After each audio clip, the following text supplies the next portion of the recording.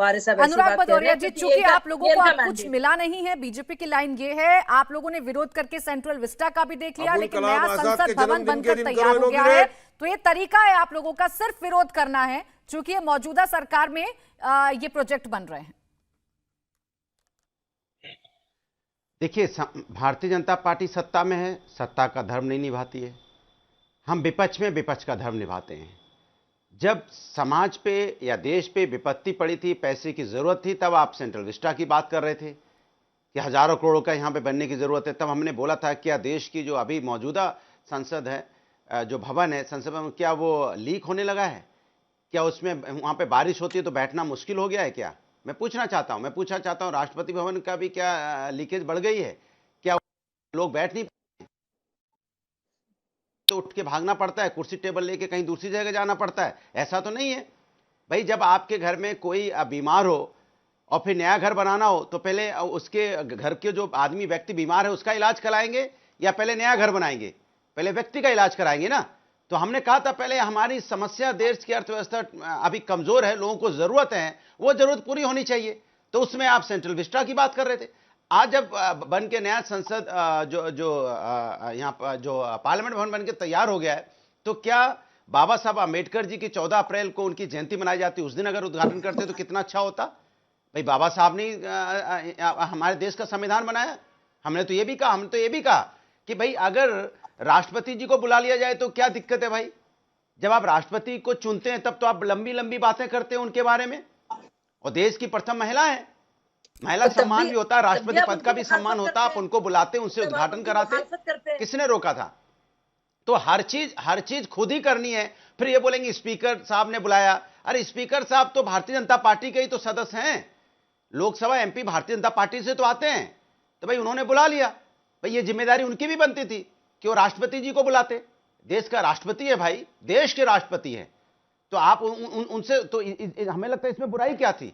एक बात। दूसरी बात, हर चीज को मार्केटिंग इवेंट करने की जरूरत क्या पड़ती, मुझे ये नहीं समझ में आया। हर चीज में राजनीति करने की क्या जरूरत पड़ती, मुझे ये नहीं समझ में आया। आप हर चीज में राजनीति क्यों करते हो भाई? हर चीज राजनीति के लिए नहीं होती है। आप पार्लियामेंट भवन बना, उस पर भी आप राजनीति करना चाहते हैं, उसमें भी आप चाहते हैं एक राजनीति हो, लेकिन देश की जनता समझ गई है जो आपकी राजनीति है उसको देश की जनता ने नकार दिया है।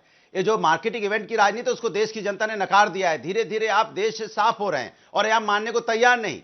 और जब तक आप मानेंगे तब तक जमीन नीचे से खसक जाएगी, तब मानने में आपको बहुत देर हो जाएगी। इसलिए भारतीय जनता पार्टी जो अपने आप को यह समझ बैठी है कि हम जनता की समस्याओं की बात नहीं करेंगे, जनता के समाधान की बात नहीं करेंगे, हम मार्केटिंग इवेंट पे ज्यादा जोर देंगे, तो मार्केटिंग इवेंट जनता भी अब समझ गई है आपका। अब जनता मार्केटिंग इवेंट आपका करने वाली है। हालांकि सियासत का सवाल तो आपसे भी पूछा जाना चाहिए कि देश की अगर धरोहर है, अगर देश में संसद भवन का निर्माण हो रहा है तो जरूरी है इसका विरोध करना, जरूरी है इस पर प्रश्न उठाना। खैर इन प्रश्नों पर जाऊंगी, उससे पहले रतन शारदा जी आपका एक कमेंट, जो सवाल पूरे विपक्ष का है ना। नहीं, भारतीय जनता पार्टी कोई अपने पैसे तो नहीं बना रही ना। नहीं, एक सेकंड, भारतीय जनता पार्टी अपने पैसे से तो नहीं बना रही है। ये हमारे देश के लोगों का पैसा है, ये हमारा आपका सबका पैसा है। जब हमारा आपका सबका पैसा है तो जिम्मेदारी हमारी बनती है ना कि भाई लोगों से राय भी तो ले लो।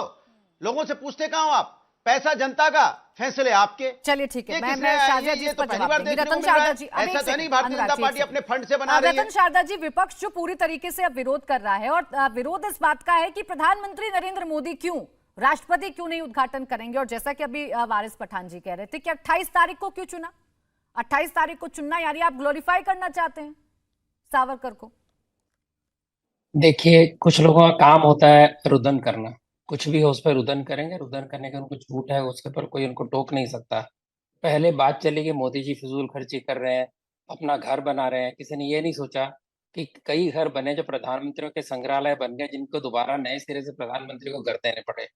पहले वो नेहरू जी का घर संग्रहालय बना, इंदिरा जी का संग्रहालय बना, और कई लोगों का, यानी इस प्रकार से पूरी संपत्ति और पारिवारिक बन गई।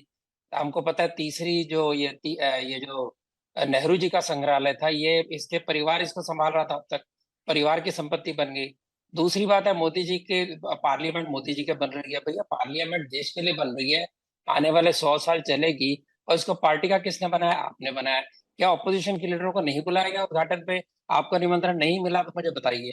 जब व्यक्ति पूजा की बात करते हैं, जिन्होंने 445 प्रोजेक्ट केवल नेहरू गांधी खानदान के नाम पे लिख दिए, जहां पर नेहरू जी ने मैं बोल दूं इस पे? कितना स्थान दिया ऑपोजिशन को हम जानते हैं। राजेंद्र प्रसाद जी को क्या स्थान दिया है वहां पर। सोमनाथ मंदिर में राजीव जी, जाने मैं के इनको बाद बोल उनकी अंतिम यात्रा आगे में भी बढ़ते कई हैं। नेताओं को जाने से रोका गया।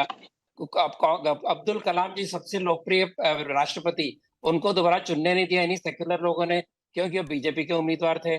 यही वो लोग हैं जिन्होंने रामनाथ कोविंद के साथ मिलना भी है गवारा नहीं समझा। उनको नेहरू गांधी खानदान कितनी बार मिले बताइए। जब द्रौपदी मुर्मू जब बनी उनका मजाक उड़ाया, कांग्रेस ने कहीं से छुपा नहीं है।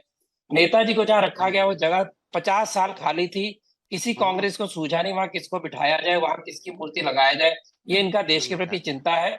और ये क्या पहले प्रेसिडेंट, कांग्रेस के लोग पहले प्रेसिडेंट नहीं बने? ये क्या बात कर रहे हैं ना बता कि स्पीकर तो पार्टी का नहीं होता। भैया स्पीकर पार्टी का नहीं रहता जब वो स्पीकर बनता है तो। आपने तो प्रेसिडेंट बना दिया था कांग्रेस के रिटायर्ड लोगों को। अच्छा, ऐसे लोग हैं जो दोबारा कांग्रेस में आ गए थे। जहां तक बात है, मैं जवाब दे विपक्षी दूं? एक ही बात कर रहे हैं, उनको बधाई देता हूँ एकता आ की। रही मैं।